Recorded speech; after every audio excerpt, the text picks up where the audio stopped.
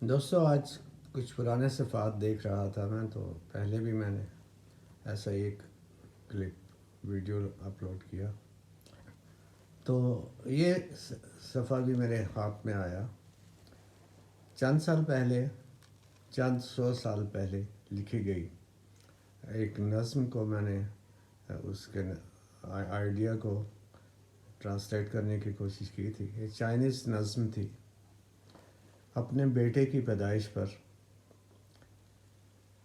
جب کوئی بچہ پیدا ہوتا ہے تو اس کے گھر والے چاہتے ہیں کہ وہ زمانے بھر کی دانش سے معمور ہو۔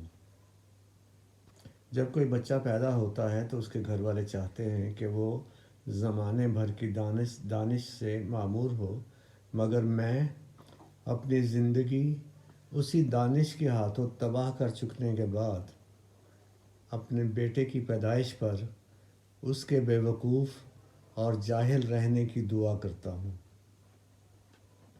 مگر میں اپنی زندگی اسی دانش کے ہاتھوں تباہ کر چکنے کے بعد اپنے بیٹے کی پیدائش پر اس کے بے وقوف اور جاہل رہنے کی دعا کرتا ہوں، تاکہ وہ کسی حکومت میں وزیر بن جائے اور آرام دہ زندگی سے مسرور ہو۔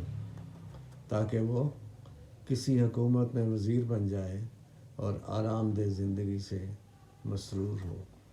Thank you very much.